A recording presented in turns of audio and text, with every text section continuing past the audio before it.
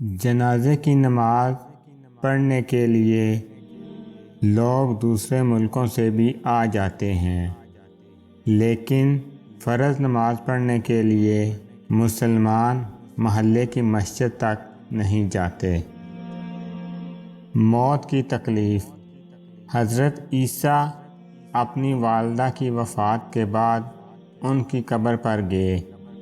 آپ اپنی والدہ حضرت بی بی مریم علیہ السلام سے معذب ہوئے اور فرمایا، پیاری اماں جان، میں اللہ کے حکم سے مردوں کو زندہ کرتا ہوں۔ اگر آپ حکم دیں تو میں اللہ سے آپ کی زندگی مانگوں۔ حضرت بی بی مریم نے فرمایا، دنیا اور اس کی زندگی بہت خوبصورت ہے، مگر میں موت کی تکلیف دوبارہ نہیں دیکھ سکتی۔ اللہ اکبر۔ یہ ایک نبی کی ماں کا کہنا ہے، اور ہم جیسے گناہ گاروں کی موت کتنی تکلیف دہ ہوگی۔ پلیز نماز قائم کریں۔ یقیناً وہ کامیاب ہو گیا جس نے خود کو پاک کر لیا۔ رسول اللہ صلی اللہ علیہ وآلہ وسلم نے ارشاد فرمایا، نکاح کرنا ہمارا طریقہ ہے، جو اس سے منہ پھیرے وہ ہم میں سے نہیں ہے۔ جب تمہیں ذکر الہی سننا اچھا لگنے لگے تو جان لو کہ تمہیں اللہ سے اور اللہ کو تم سے محبت ہو گئی ہے۔ رشتوں میں کمزوری کی ایک وجہ یہ بھی ہے کہ ہم ایک دوسرے کے غصے میں کہی گئی باتوں کو یاد رکھتے ہیں، لیکن پیار، محبت اور سکون میں کی گئی گفتگو کو فوراً بھلا دیتے ہیں۔ پریشان مت ہو، اللہ نے تمہارا مستقبل تمہاری سوچ سے بھی زیادہ بہتر لکھا ہے۔ ہر شخص اپنے ایمان کا پہلا گواہ خود ہے۔ اس کا دل کتنا میلا ہے اور کتنا پاکیزہ ہے وہ بہتر جانتا ہے۔ اگر بہترین فیصلے چاہتے ہو تو سب کچھ اللہ پر چھوڑ دو، کیونکہ اللہ سے بہتر فیصلہ کوئی نہیں کر سکتا۔ اگر لوگ تم سے متاثر ہو رہے ہیں تو تکبر نہ کرو، بلکہ اللہ کا شکر ادا کرو کہ اس نے تمہارے عیب چھپا کر تم کو لوگوں میں معزز بنا رکھا ہے۔ سختی کے بعد آسانی ہوگی، یہ اللہ کا وعدہ ہے، لہٰذا مشکلات اور آفت کے وقت کبھی بھی امید سے محروم نہ ہوں۔ کامیاب لوگ اپنے فیصلوں سے دنیا بدل دیتے ہیں، اور کمزور لوگ دنیا کے ڈر سے اپنے فیصلے بدل دیتے ہیں۔ خود پسندی۔ جب خود کو اچھا ثابت کرنے کے لیے دوسروں کی برائی کرنی پڑے تو ایک بار پھر سے اپنے گریبان کا جائزہ ضرور لے لینا چاہیے۔ چھوٹی چھوٹی نیکیاں بڑے بڑے گناہوں کو کھا جاتی ہیں۔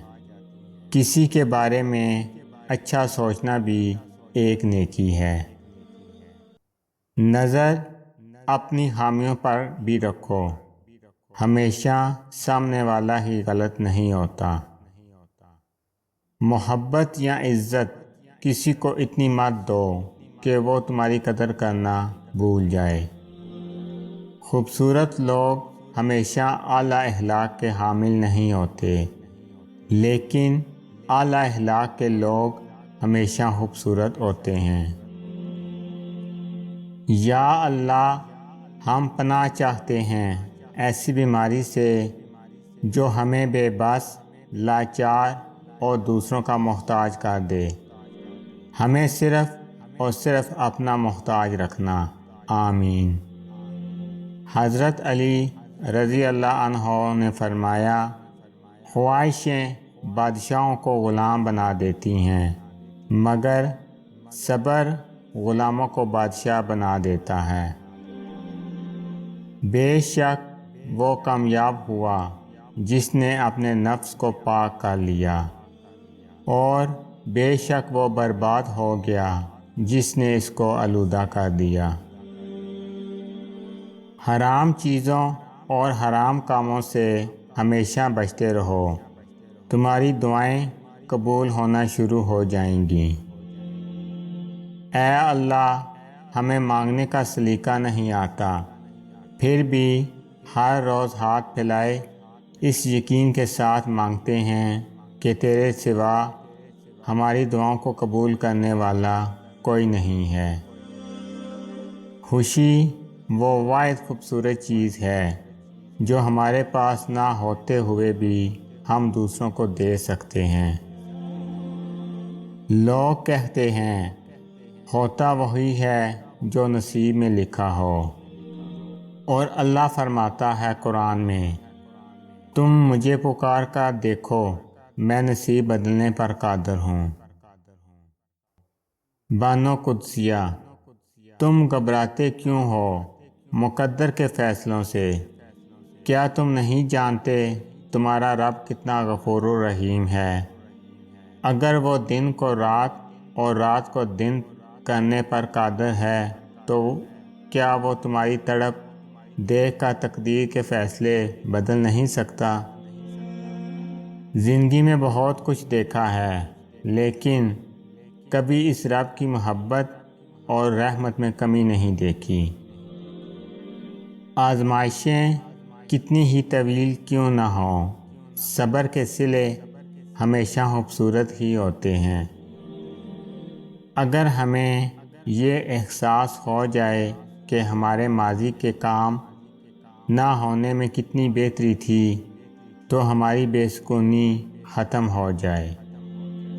حضرت علی رضی اللہ عنہ نے فرمایا، جب دل گھبرائے تو الم نشرح پڑھ لیا کرو، بے شک ہر مشکل کے بعد آسانی ہے۔ سچے لوگوں کو غصہ جلدی آ جاتا ہے، منافق لوگ منہ پر مسکراہٹ اور دل میں غصہ رکھتے ہیں۔ اگر آپ کو میری یہ ویڈیو اچھی لگے تو میری ویڈیو کو لائک کریں اور زیادہ سے زیادہ شیئر کریں۔ السلام علیکم ورحمۃ اللہ وبرکاتہ۔